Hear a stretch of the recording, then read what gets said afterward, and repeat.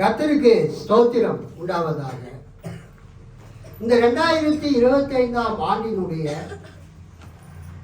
இந்த 52வது ஞாயிற்றுக்கிழமைக்கு கர்த்தர் உங்களையும் என்னையும் அவருடைய ஆலயத்துக்கு கொண்டு வந்திருக்கிறார். அல்லேலூயா, அல்லேலூயா. கர்த்தருக்கு ஸ்தோத்திரம். பொதுவா வருட கடைசியில எதை பற்றி பேசுவாங்கன்னா, கர்த்தர் நமக்கு செய்த நன்மைகளை நினைத்து கர்த்தருக்கு நன்றி செலுத்தி பேசுவோம். ஒரு அல்லேலூயா சொல்லலாம். அது ஒரு செய்தி கொடுப்பாங்க. சங்கீதம் 103 செய்தி கொடுப்பாங்க. என் ஆத்துமாவே கர்த்தரை ஸ்தோத்திரி. அப்படி இல்லைன்னா இஸ்ரவேல் ஜனங்கள் எகிப்திலிருந்து புறப்பட்டு அவங்க 40 ஆண்டுகள் வனாந்தரத்தை கடந்து இஸ்ரவேல் தேசத்தை வந்து அடைந்த பிறகு அந்த சீகேமிலே அவர்கள் சேர்ந்து சீகேமிலே உடன்படிக்கை செய்வார்கள். அந்த கவனன்ட் அட் தி சீகேம், யோசுவா 24வது அதிகாரத்தில் செக்கேமில் உடன்படிக்கையை புதுப்பித்தல், சீகேமில் உடன்படிக்கையை இஸ்ரவேல் மக்கள் புதுப்பிக்கிறாங்க யோசுவாவின் தலைமையில். ஸோ அந்த யோசுவாவினுடைய இறுதி மொழிகள், ஃபேர்வெல் ஸ்பீச் ஆஃப் ஜாஷ்வா, யோசுவாவின் இறுதி மொழிகள், சீகேமிலே இஸ்ரவேல் மக்கள் கர்த்தரோடு செய்த உடன்படிக்கையை அவங்க புதுப்பிக்கிற அந்த சம்பவத்தை வைத்து ஆண்டின் கடைசி வாரத்தில் பொதுவாக ஊழியக்காரர்கள் பேசுவார்கள். அப்போது யோசுவா சொல்வார், நானும் என் வீட்டாருமோ என்றால் கர்த்தரையே சேவிப்போம் என்கிற அந்த வசனத்தை அவங்க வாசித்து பிரசங்கம் பண்ணுவாங்க. நான் யோசித்தேன், இது ரெண்டில் எதை பேசலாம் என்று. எனக்கு இந்த 103ஆம் சங்கீதத்தில் இருந்து பேச நான் விரும்பினேன். ஒரு அல்லேலூயா சொல்லாமா? இந்த 103ஆம் சங்கீதம்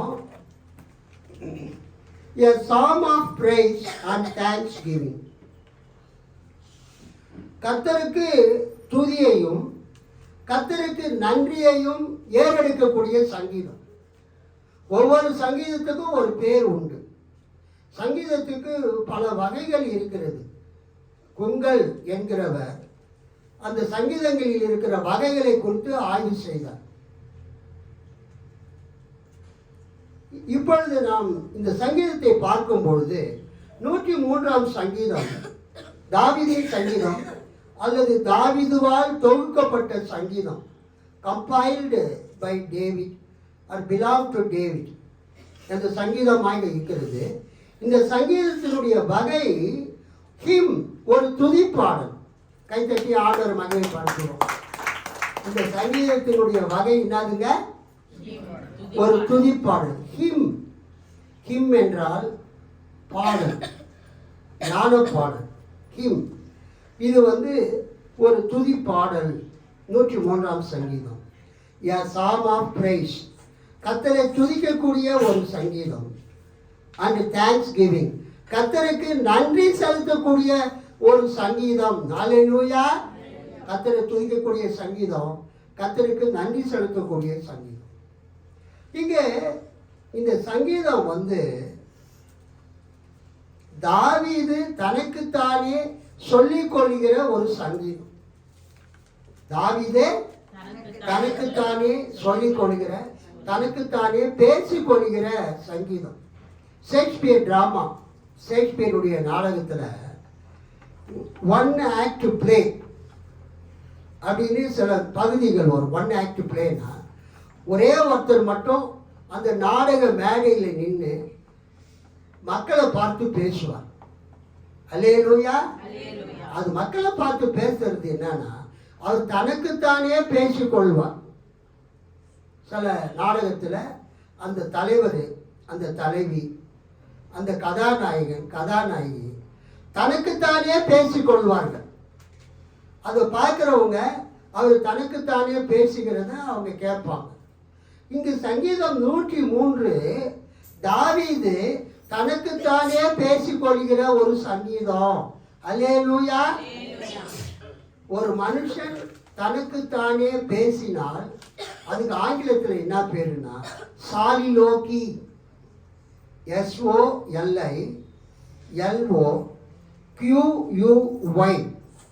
ஒரு மனிதன் தனக்குத்தானே பேசிக்கொள்வது ஆங்கிலத்தில் சாலிலோக்கி. One who speaks to himself. One who speaks to himself. ஒருவன் தனக்குத்தானே பேசிக் கொள்ளுகிறது சாலிலோக்கி. இங்கு தாவீது தனக்குத்தானே பேசிக் கொள்கிறார்.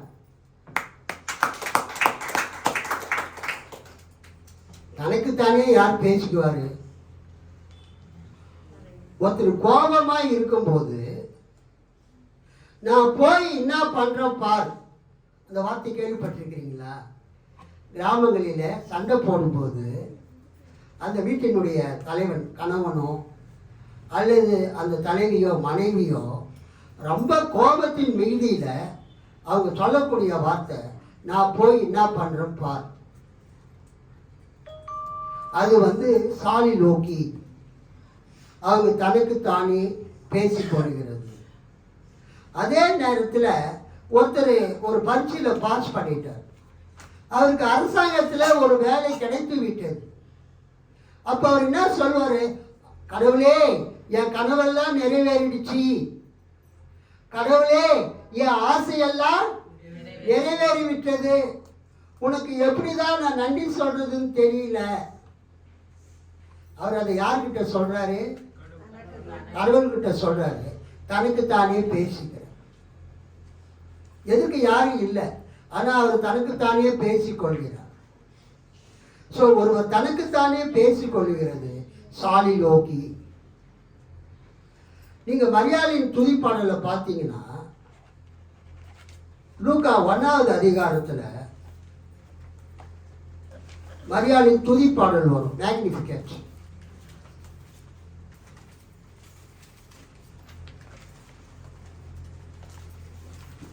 லூக்கா 1:46. அப்பொழுது மரியாள், என் ஆத்துமா கர்த்தரை மகிமைப்படுத்துகிறது, என் ஆவி என் இரட்சகராகிய தேவனில் களி கூறுகிறது. அவர் தம்முடைய அடிமையின் தாழ்மையை நோக்கி பார்த்தார். இது முதல் எல்லா சந்ததிகளும் என்னை பாக்கியவதி என்பார்கள். அல்லேலூயா. அது ஃபுல்லா நீங்க படிச்சு போனீங்கன்னா அது மரியாவினுடைய பாடல், மரியாவினுடைய பாடல், மரியாளின் துதிப்பாடல். அல்லேலூயா. அதுக்கு பேர் என்னன்னா லத்தீன் மொழியில Magnificat. Magnifies O my soul. என் ஆத்துமா கர்த்தரை மகிமைப்படுத்துகிறது. ஆக்சுவலா என்ன அர்த்தம்னா, என் ஆத்துமா கர்த்தரை மகிமைப்படுத்துகிறதுனா என்ன அர்த்தம்னா, நான் கர்த்தரை மகிமைப்படுத்துறேன். ஐ மேக்னிஃபை காட். நான் கர்த்தரை தேவனை என்ன பண்றேன்? மகிமைப்படுத்துகிறேன். சங்கீதக்காரர் அதுதான் சொல்றார். என் ஆத்துமாவே கர்த்தரை ஸ்தோத்தரி, என் முழு உள்ளமே அவருடைய பரிசுத்த நாமத்தை ஸ்தோத்தரி. என் ஆத்துமாவே கர்த்தரை ஸ்தோத்தரி, அவர் செய்த சகல உபகாரங்களையும் மறவாதே. நம்ம கொஞ்ச நேரத்துக்கு முன்னால பல மொழிபெயர்ப்புகளை வாசித்து ஒவ்வொரு மொழிபெயர்ப்புகளிலும் இந்த 1ஆம் வசனம் 2ஆம் வசனம் எப்படி வருகிறது என்று பார்த்தோம். என் ஆத்துமாவே கர்த்தரை ஸ்தோத்தரி. இந்த ஸ்தோத்தரி என்ற வார்த்தைக்கு ஆங்கிலத்தில் bless the Lord O my soul. ஜெசு ரொம்ப அழகா பாடணும். அவர் ரொம்ப அழகா பாடுவோம். வீட்டில் இருக்கும்போது அந்த பாட்டை பாடிக்கிட்டே இருப்போம். உங்க பிள்ளைங்க சந்தோஷமா இருக்கிறாங்க என்பதை எப்படி கண்டுபிடிக்கிறதுனா, சும்மா இருக்கும்போது அவங்க பாட்டு பாடணும். சும்மா இருக்கும்போது உங்க பிள்ளைங்க வீட்டில் பாடிட்டு இருந்தாங்கன்னா they are living in happiness. நான் காலேஜ் படிக்கும்போது, ஈவன் கல்யாணம் பண்ணுறதுக்கு முன்னால், கல்யாணம் பண்ணுறதுக்கு பின்னால், எஸ்பெஷலி பாத்ரூமில் குளிக்க போகும்போது பாட்டு பாடிக்கிட்டே நான் குளிப்பேன். அப்புறம் எனக்கு கல்யாணம் ஆகி குழந்தைலாம் பிறந்த பிறகு எங்கள் எமி அதுவும் பாத்ரூமில் போய் குளிக்கும் போதே அதுவும் பாட்டு பாடிக்கிட்டே குளிக்கும். அப்போ என் ஒய்ஃப் சொல்லுவான், இந்த அப்பாவுக்கும் பொண்ணுக்கும் 2 பேரும் ஒரே வேலையாக போச்சு. பாத்ரூம் போனால் குளிக்கும்போது பாட்டு பாடிக்கிட்டே இருப்பாங்க. எங்கள் மாமியார் வீட்டுக்கு பக்கத்தில் மன்னூர்பேட்டையில் ஒரு டைலர் இருந்தார். அவருடைய மகள் எங்கள் மாமியார் வீட்டில் தான் கிணத்துல தண்ணி மழை வருவான். தமிழ் பாப்டிஸ்ட் சர்ச்சுக்கு போகிறவங்க அவங்க எப்பொழுதுமே அவங்க பாட்டு பாடிக்கிட்டே இருப்பாங்க. அவங்க வீட்லேயும் பாட்டு பாடிட்டு இருப்பாங்க, கிணத்துக்கு தண்ணி மழை வந்தாலும் பாட்டு பாடிட்டு இருப்பாங்க. எனக்கே ஆச்சரியமாக இருக்கும். இப்போலாம் அவங்க எங்கே இருக்கிறாங்க என்னன்னு தெரியல. நான் அவங்கள பார்த்தே ஒரு 30 வருஷம் இருக்கும். ஒரு அல்லேலூயா சொல்லுங்க. பாட்டு பாடுகிறது எதை குறிக்கிறது? நீங்கள் சந்தோஷமாக இருக்கிறீர்கள் என்று குறிக்கிறது. நீங்க ரொம்ப வசதியா இருக்கிறதுனாலையோ, வீட்டில் பெரிய இன்ச்சி ஜெயண்ட் ஸ்கிரீன் தொலைக்காட்சி நீங்கள் பயன்படுத்துறதுனாலையோ, எல்லா நவீன உபகரணத்தை நீங்கள் பயன்படுத்துறதுனாலையோ உங்களுக்கு சந்தோஷம் வரவே வராது. உங்க இதயத்துல சந்தோஷம் வரும்போதுதான் நீங்க என்ன பண்ணுவீங்க? பாட்டு பாடுவீங்க. ஒரு நாள் என் ஒய்ஃப் கேட்டா, பல வருஷத்துக்கு முன்னால, முதல்ல நீங்க அழகா பாட்டு பாடுவீங்களே, எஸ்பெஷலி நான் கீர்த்தனை பாட்டு தான் ரொம்ப விரும்பி பாடுவேன். கிறிஸ்து சபை பாமாலை அந்த கீர்த்தனை, டிஎல்சி ஞான பாடல்கள், அதெல்லாம் நான் ரொம்ப அழகாக பாடுவேன் தனியாக உட்காந்து. என் ஒய்ஃப் கேட்டா, ஏன் இப்போ பாட மாட்டீங்கன்னு. இதயத்தில் சந்தோஷம் இருந்தால் தானே பாட முடியும். கல்யாணம் ஆயிடுச்சு, பிள்ளைங்க பிறந்துட்டாங்க, பலவிதமான பிரச்சனைகள். பிராக்டிக்கலாக யார் ஒருத்தர் சந்தோஷமாக இருக்கிறாரோ, கல்யாணம் ஆனவரோ கல்யாணம் ஆகாதவரோ, அல்லேலூயா, அவர் ஆண்டவரை பாடிக்கிட்டே இருப்பார். ஸோ உங்களுடைய ஆவிக்குரிய ஸ்கேல் எதை வச்சு கணக்கிடுறான்னா, நீங்கள் கர்த்தருக்குள் மகிழ்ச்சியாக இருந்தீங்கன்னா யாருமே உங்களை பாடுன்னு சொல்ல தேவையில்லை. என்ன கீர்த்தனா, நீங்களே வீட்டில் என்ன பண்ணுவீங்க? அந்த மேல் மாடியிலிருந்து பாடுவீங்க. உடனே எல்லாரும் சொல்லுவாங்க, இன்னும் அங்கே ஒரு கக்கு பாட்டு பாடிட்டு இருக்குது அப்படின்னு. அல்லேலூயா.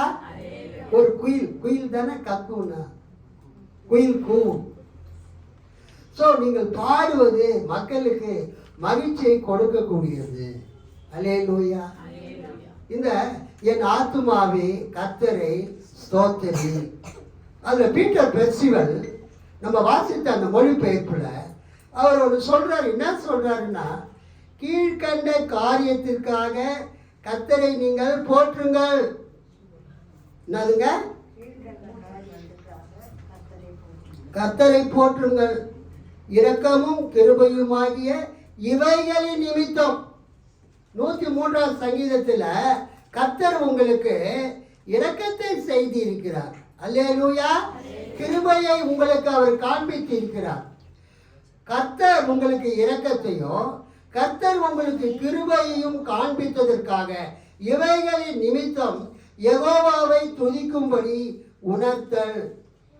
தாவீது இந்த சங்கீதத்தின் மூலமாக உங்களுக்கு என்ன சொல்கிறார்? கர்த்தர் உங்களுக்கு இந்த 103ஆம் சங்கீதத்தில் இவ்வளவு நன்மை செய்திருக்கிறார். 22 வசனங்களை நீங்க படிச்சு பார்த்தீங்கன்னா கர்த்தர் உங்களுக்கு செய்த பல நன்மைகள் இருக்கிறது. கர்த்தர் உங்களுக்கு ஒரு நன்மை 2 நன்மை செய்யல. எத்தனை நன்மை செஞ்சிருக்காரு? பல நன்மைகள். இரக்கமும் கிருபையும் ஆகிய இவைகளின் நிமித்தம், இந்த 103ஆம் சங்கீதத்தில் உள்ளவைகள் நிமித்தம் யெகோவாவை, தேவனை, கர்த்தரை துதிக்கும்படி உங்களை தாவீது உணர்த்துகிறார். ஹல்லேலூயா. சரி, நம்ம ஒரு 6 வசனத்தை தான் நம்ம பார்த்து சுருக்கமாக முடிக்க போகிறோம். என் ஆத்துமாவே நீ யெகோவாவை வாழ்த்துதல் செய், என் பூரண உள்ளமே அவருடைய பரிசுத்த நாமத்தை வாழ்த்துதல் செய். என் ஆத்துமாவே நீ யெகோவாவை வாழ்த்துதல் செய், அவர் செய்த நன்மைகளில் ஒன்றையும் மறவாதே. தேவன் உனக்கு செய்த நன்மைகளிலே ஒன்றையும் நீ மறக்காம அந்த நன்மைகளை நினைத்து யெகோவாவை, கர்த்தரை, தேவனை, பராபரனை ஸ்தோத்திரம் செய். ஹல்லேலூயா, ஹல்லேலூயா.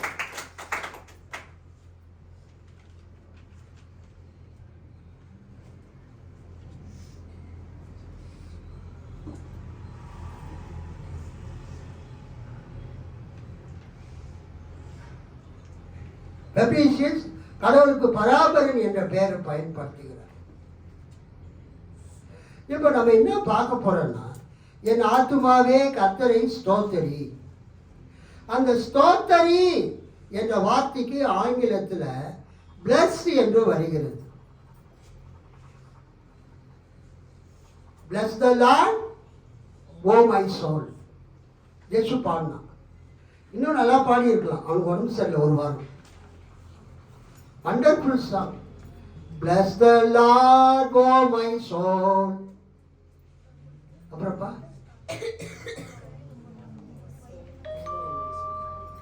நான் தமிழ் பாட்டியே பழகிட்டதுனால, அவங்க ஸ்கூல் இங்கிலீஷ் மீடியத்தில் படிக்கிறதுனால பிரேயரில் பாடுவாங்க.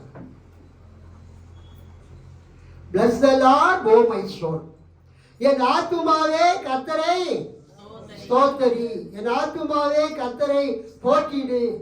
என் உயிரே கர்த்தரை போற்றிடு. என் நெஞ்சமே கர்த்தரை போற்றிடு. வாழ்த்தி பாடு. எபிரேய மொழியில இந்த பிளஸ் என்ற வார்த்தைக்கு என்னன்னு வருது?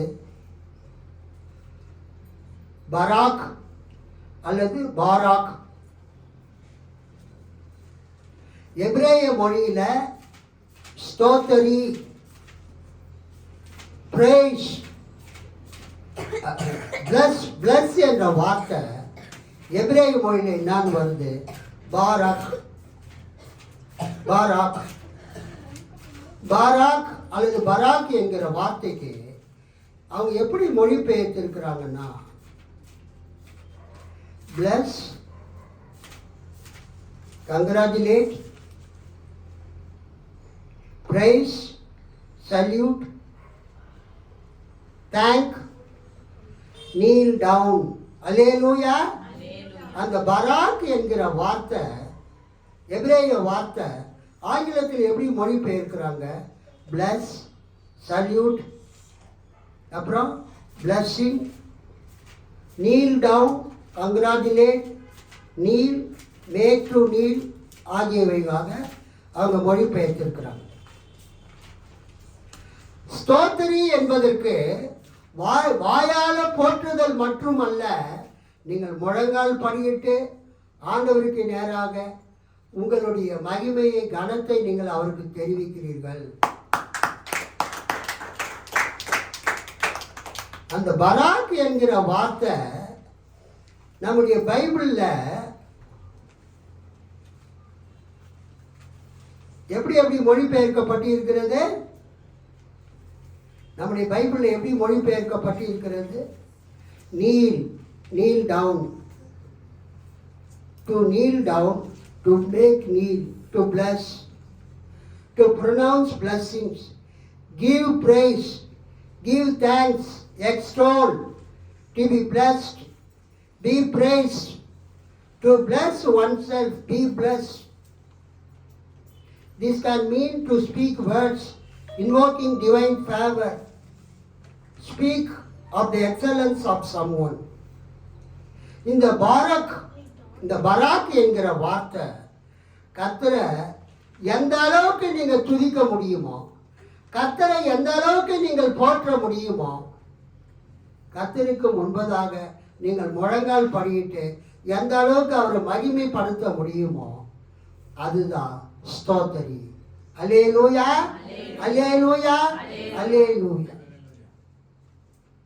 என் ஆத்துமாவே கர்த்தரை ஸ்தோத்திரி அப்படின்னா தாவீது தனக்குத்தானே சொல்லிக் கொள்கிறார்.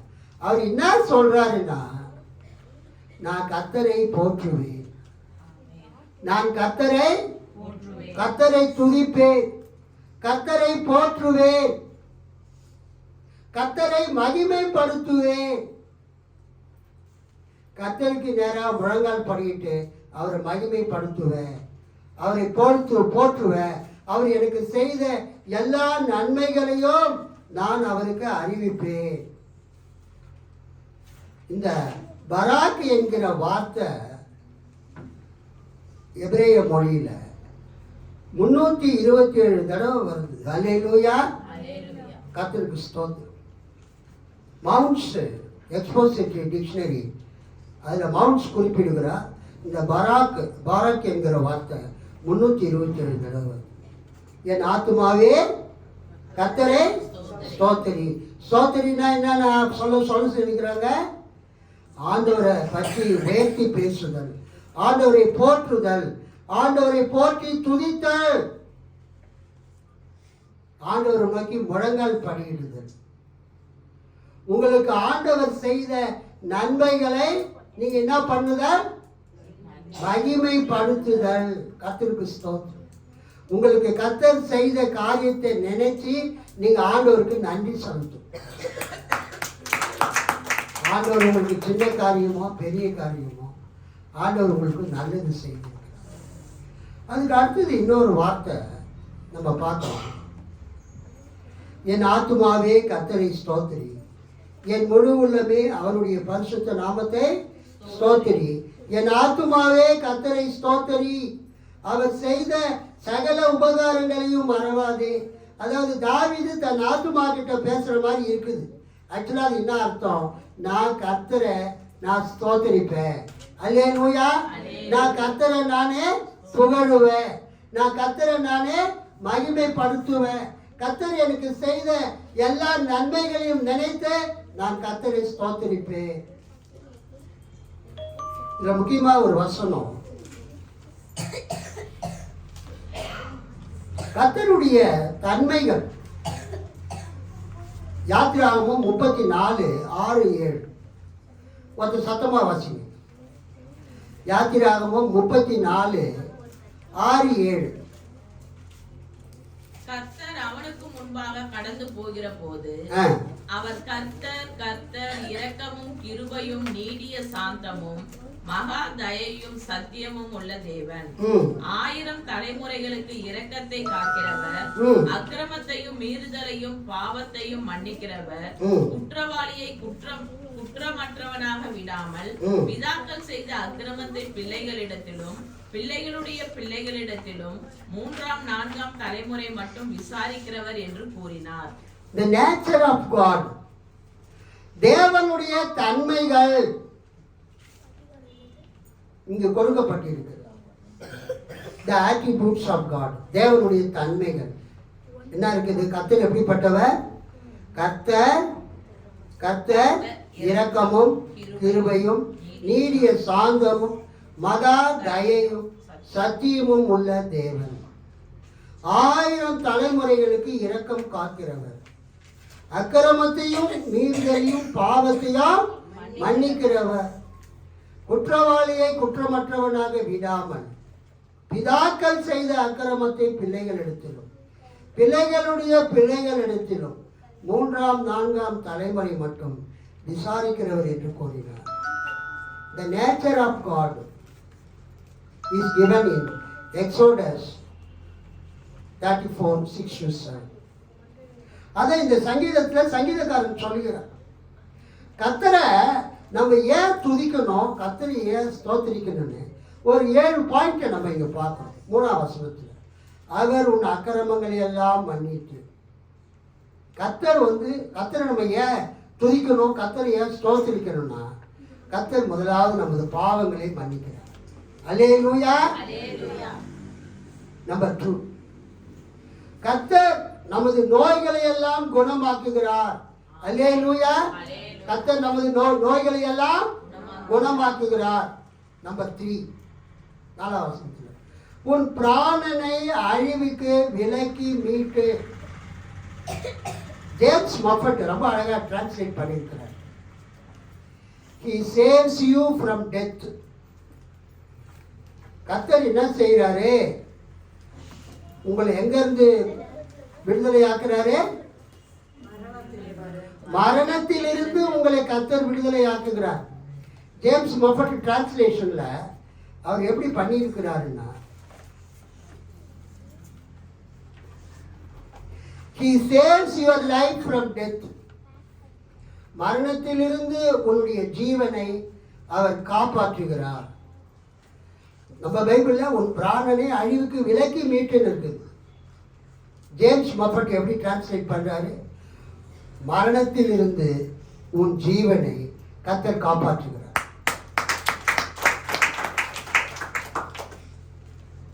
இந்த 2025 எனக்கு உண்மையிலேயே ஒரு துக்கமான ஆண்டு. என் கூட பிறந்தவங்க 5 பேர் என்னை சேர்த்து. முதலாவது என்னுடைய தங்கை, அவங்க வீட்டுக்கு எதிர்க்கையே ரோடு தாண்டும் போது ஒரு வாட்டர் பைக் ஓட்டிட்டு வந்தவன் என் தங்கச்சி மேலே மோதி எங்கள் தங்கச்சி அந்த மோட்டர் பைக்காரை இழுத்துட்டு போய் மருத்துவமனையில் சேர்க்கப்பட்டு சிகிச்சை பெற்றாலும் வீட்டுக்கு வந்தாலும் அவங்க இறந்து விட்டாங்க அந்த விபத்துனால. ரெண்டாவது அங்கே இன்னொரு என்னுடைய கடைசி தம்பி, ஒரே தம்பி தான் எனக்கு, தம்பி கட்டுறது தங்கச்சி. அவனுக்கு சுகர் அதிகமாகி வேலை செய்ய முடியாமல் அபவ் 400 சுகர் லெவல் வந்து அவன் என் தங்கச்சி வீட்டுக்கு வரும்போது சாப்பிட்றதுக்கு முன்னால் பாத்ரூமில் போய் கை கழுவு போகும்போது அவன் மயங்கி விழுந்து ஹெட் இன்ஜுரி, நெற்றியில் அடிபட்டு அவன் மரித்து போனான். ஹாஸ்பிட்டலில் கொண்டு போயிட்டு அவங்க தே ப்ரொனவுன்ஸ்டு டெத். ஸோ இந்த ஆண்டு நான் வந்து ஒரு மகிழ்ச்சியாக என்னால் இந்த கிறிஸ்துமஸை நான் கொண்டாட முடியல. ஏன்னா எனக்கு இதே ஒரு வருஷத்துலேயே ஆரம்ப நாட்களில் என்னுடைய தங்கையும் பிறகு வந்த மாதத்தில் என்னுடைய தம்பியும் எதிர்பாராமல் அவங்க இறந்து போனாங்க. பொதுவாக எல்லாரும் நினைப்பாங்க வயசானவங்க தான் ஃபஸ்ட்டு சாவுவாங்க, இளமையாக இருக்கிறவங்க லேட்டாக ரொம்ப நாள் வாழ்ந்துட்டு சாவுவாங்க. ஆனால் எங்கள் குடும்பத்தில் நீங்கள் பார்த்தீங்கன்னா என்னுடைய கடைசி தங்கச்சி இறந்தால், அப்புறம் என் தம்பி இறந்துட்டார். அது ரொம்ப எனக்கு ஒரு பெரிய அதிர்ச்சி. அந்த காட்சியை மறக்கவே முடியல. பட் என்னைக்கா கர்த்தர் கொடுத்தார், கர்த்தர் எடுத்தார், கர்த்தருக்கு ஸ்தோத்திரம். அவங்க சாப்டர் முடிஞ்சிருந்தது. ஆனால் சங்கீதக்காரர் அதை தான் சொல்கிறார், ஆண்டவருக்கு பயந்த பிள்ளைகளாகிய உங்களுக்கு, ஆண்டவரை துதிக்கிற பிள்ளைகளாகிய உங்களுக்கு, ஆண்டவருக்கு நன்றி செலுத்துகிற பிள்ளைகளாகிய உங்களுக்கு ஆண்டவர் என்ன பண்றாரு? உன் பிராணனை அழிவுக்கு விலக்கி மீட்டு. அதை ஜேம்ஸ் மஃபட் எப்படி டிரான்ஸ்லேட் பண்றாரு? He saves your life from death. மரணத்திலிருந்து உன்னுடைய வாழ்க்கையை அவர் காப்பாற்றுகிறார். கைத்தட்டி ஆண்டவரை மகிமைப்படுத்தலாமா? எத்தனை பேரை ஆண்டவர் இந்த வருஷத்துல ஆபத்திலிருந்து காப்பாற்றி இருக்கிறார்.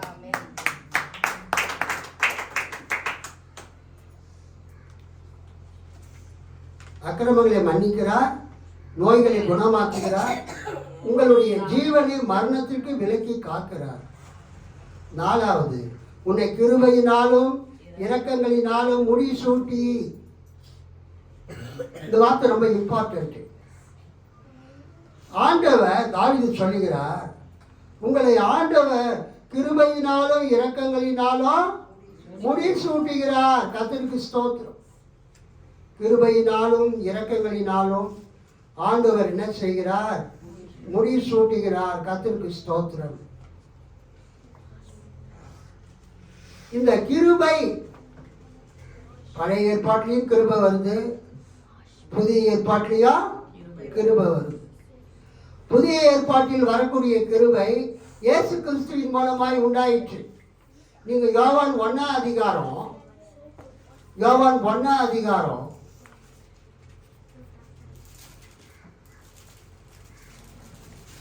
17ஆம் வசனம்.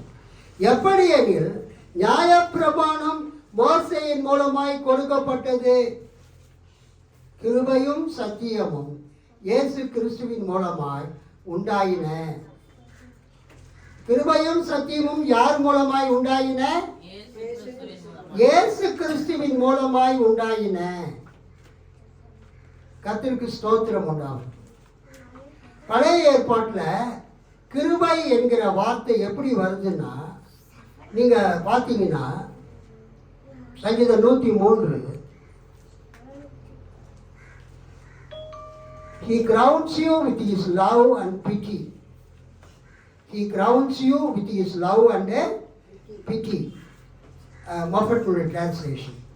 ஆனால் நம்ம பயன்படுத்தக்கூடிய இந்த மொழிபெயர்ப்புகள் ESV அந்த போன்ற மொழிபெயர்ப்புகளை நம்ம பார்த்தோம்னா, சங்கீதம் 103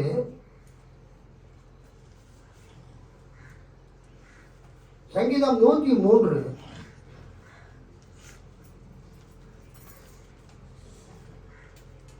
4ஆம் வசனம். Who redeems your life from the pit. குழியிலிருந்து அவர் உன் ஜீவனை மீட்டுக் கொள்கிறார். அதாவது He redeems your life from the death. He saves your life from death. மரணத்திலிருந்து அவர் உன்னை காப்பாற்றுறாரு. கிருபையினாலும் இரக்கங்களினாலும் உனக்கு முடி சூட்டுகிறார். அந்த கிருபைக்கு எபிரேய வார்த்தை கெசத், HESED.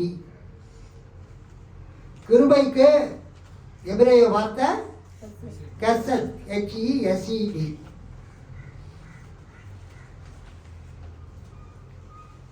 பழைய ஏற்பாட்டில் ரொம்ப முக்கியமாக பழைய ஏற்பாடு படிக்கும்போது இந்த வார்த்தையை நம்ம கவனிக்காமல் இருக்க முடியாது. பழைய ஏற்பாட்டில் வரக்கூடிய கிருபை திருவிவிலியம் பொது மொழிபெயர்ப்பில் மாறாத அன்பு என்று மொழிபெயர்க்கப்பட்டிருக்கிறது. எப்படி மொழிபெயர்க்கப்பட்டிருக்கிறது? மாறாத அன்பு.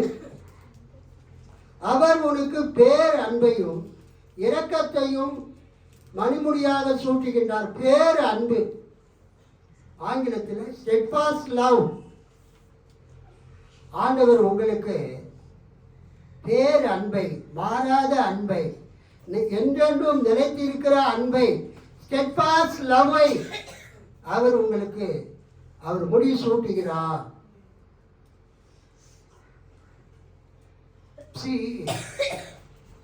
அதுக்கு என்ன மீனிங்னா, அந்த கசத்துக்கு ஆண்டவர் நீங்க செய்யற காரியத்தை பார்த்து அவர் உங்களுக்கு அன்பு செலுத்துகிறவர் அல்ல. அல்லேலூயா. நீங்க செய்கிற காரியத்தை பார்த்து அவர் உங்களுக்கு என்ன பண்றவர் அல்ல, அன்பு செலுத்துகிறவர் அல்ல. இந்த கசத் என்கிற வார்த்தை பழைய ஏற்பாட்டில் 245 தடவை வருது. அல்லேலூயா. 245 தடவை இந்த கசத் என்ற வார்த்தை வருது. இந்த வார்த்தைக்கு அர்த்தம் என்னன்னா, unfailing love, loyal love, devotion, kindness, often based on a prior relationship, especially a covenant relationship. இஸ்ரவேல் மக்களுக்கு ஆண்டவர் தமது பேரன்பை காண்பித்தார். அவங்க நல்லது செஞ்சாலும் கெட்டது செஞ்சாலும், கர்த்தருக்கு விரோதமாக பாவம் பண்ணாலும் தவறு செய்தாலும் அவங்க மேலே வச்ச அன்பை ஆண்டவர் என்ன பண்ண, எடுக்கவே இல்லை, மாற்றவே இல்லை. என்ன காரணம்னா, அவர் ஆபிரகாமோடும் ஈசாக்கோடும் யாக்கோபோடும் உடன்படிக்கை செய்ததினாலே அந்த உடன்படிக்கை நிமித்தமாக அந்த மக்களுக்கு காண்பித்த அன்பு. அல்லேலூயா. God showed His love to the people of Israel because of the covenant He made with the patriarchs Abraham, Isaac and Jacob. ஆபிரகாம், ஈசாக்கு, யாக்கோபோடு தேவன் செய்த அந்த உடன்படிக்கை நிமித்தமா, அந்த உடன்படிக்கையின் அன்பின் நிமித்தமா தேவன் இஸ்ரேல் மக்களுக்கு அன்பு காண்பித்தார். அதைத்தான் இந்த சங்கீதக்காரன் சொல்லுகிறார். என்ன சொல்லுகிறாரு? உன்னை கிருபையினாலும் இரக்கங்களினாலும் முடிசூட்டி. அல்லேலூயா. 5 முக்கியம். 5ஆம் வசனம். நன்மையினால் உன் வாயை திருப்தி ஆக்குகிறார். நன்மையானவைகளினால், நல்ல ஆகாரத்தினால். அதை சாப்பிடாத, இதை சாப்பிடாத, உனக்கு சுகர் வந்துருச்சு, சக்கரை கொஞ்சம் குறைச்சலா போடு, காரத்தை கொஞ்சம் குறைச்சலா போடு, எண்ணெயை கொஞ்சம் குறைச்சலா போடு, உப்பை கொஞ்சம் குறைச்சலா போடு. பார்த்துருக்கிறீங்களா? நல்லதுதான் எல்லாத்தையும் குறைச்சலா சாப்பிடுது. அது டாக்டர்ஸ் அட்வைஸ். ஆனால் இந்த வசனத்தில் என்ன பார்க்கிறோம்? தேவன் தம்முடைய பிள்ளைகளுடைய அந்த வாயை, அந்த ஆகாரத்தை நன்மையினால் திருப்தியாக்குகிறார். கை தட்டி ஆண்டவரை மகிமைப்படுத்துவோம். ஆண்டவர் நீதிமான்களை பசியினால் வருந்த விடார். நீங்க ஆண்டவருடைய பிள்ளைகளா இருந்தீங்கன்னா உங்களை ஆண்டவர் நன்மையினால் உங்கள் வாயை திருப்தி ஆக்குவார். அதனால என்ன நடக்கும்? உன்னுடைய வயது வாலிப வயது போல ஆகும். கழுகுக்கு சமானமாய் உன் வயது திரும்ப வாலிப வயது போல் ஆகும். 7வது, ஒடுக்கப்படுகிற யாவருக்கும் கர்த்தர் நீதியையும் நியாயத்தையும் செய்கிறார். கைத்தட்டி ஆண்டவரை மகிமைப்படுத்துவோம். இந்த உலகத்திலே யாரெல்லாம் ஒடுக்கப்பட்டு இருக்கிறார்களோ, யாரெல்லாம் நசுக்கப்பட்டு இருக்கிறாங்களோ அவங்களை எல்லாம் ஆண்டவர் விடுவிக்கிறார். இந்த செய்தியை கேட்டுக்கொண்டு இருக்கிறார். உங்களுக்கு கர்த்தர் சொல்லக்கூடிய காரியம், நீங்கள் அப்ரஸ் பண்ணப்பட்டு இருந்தால், ஒடுக்கப்பட்டு இருந்தால், நசுக்கப்பட்டு இருந்தால், இந்த ஆண்டின் கடைசி நேரத்தில் கர்த்தர் உங்களை விடுவிக்கிறவர் என்பதை நீங்கள் அறிந்து கொள்ள வேண்டும். நீங்க எவ்வளவு கடன் பிரச்சனையினாலேயோ அல்லது மற்ற எந்த ஒரு அப்ரசிவ் ஸ்ட்ரக்சராலேயோ நீங்கள் அமுக்கப்பட்டு ஒடுக்கப்பட்டு நசுக்கப்பட்டு இருந்தால் இயேசு உங்களை விடுவிக்கிறவராக இருக்கிறார். அதற்காக நாம் ஆண்டவருக்கு நன்றி செலுத்த வேண்டும். என் ஆத்துமாவே கர்த்தரை ஸ்தோத்திரி, என் முழு உள்ளமே அவருடைய பரிசுத்த நாமத்தை ஸ்தோத்திரி, என் ஆத்துமாவே கர்த்தரை ஸ்தோத்திரி என்று தாவீது தனக்குத்தானே சொல்லிக் கொண்டார். அது என்ன அர்த்தம்? நான் கர்த்தரை துதிப்பேன், நான் எக்காலமும் கர்த்தரை, எக்காலத்திலும் கர்த்தரை ஸ்தோத்தரிப்பேன், அவரை துதித்துக் கொண்டே இருப்பேன். இயேசுவினுடைய விடுவிக்கும் வல்லமை இன்றைக்கும் உங்களுக்குள் கிரியை செய்கிறதாக இருக்கிறது. அவர் ஒடுக்கப்படுகிற யாவருக்கும் விடுதலை கொடுக்கிறவராய் இருக்கிறார். உலகம் முழுவதிலும் எங்கெல்லாம் மக்கள் ஒடுக்கப்படுகிறார்களோ, இந்தியாவில், கொரியாவில், ஆப்பிரிக்காவில், பாலஸ்தீனத்தில், வட அமெரிக்காவில், தென் அமெரிக்காவில் எங்கெல்லாம் மக்கள் ஒடுக்கப்பட்டு இருந்தாங்களோ அங்கெல்லாம் ஆண்டவர் விடுவிக்கிற வேலையை செய்து கொண்டிருக்கிறார். God is liberating people from the oppressive structure. From the oppression, God is liberating people. இந்த நாளில் கூட உங்கள் ஆவி, ஆத்துமா, சரீரத்தில் சாத்தான் உங்களை அடிமைப்படுத்தி வைத்திருப்பான் என்றால் இயேசு உங்களை விடுவிக்கிறவராய் இருக்கிறார். நம்ம சபையில ஏற்கனவே ஜெபிக்கும் போது பிசாசு கட்டிலிருந்து மக்களை விடுவிக்கிறதை நாம் பார்த்திருக்கிறோம். உலகம் முழுவதும் ஊழியத்தில் மக்களை கர்த்தர் விடுவிக்கிறதை நாம் பார்க்கிறோம். ஆகவே நமது தேவன் இந்த 7 காரியங்களை நமக்கு செய்கிறதற்காக நாம் எப்பொழுதும் கர்த்தரை ஸ்தோத்திரிக்க வேண்டும். கையில தட்டி ஆண்டவரை மகிமைப்படுத்துவோம். எல்லாரும் எழுந்திருப்போம். நாம் கர்த்தருக்கு நன்றி செலுத்தி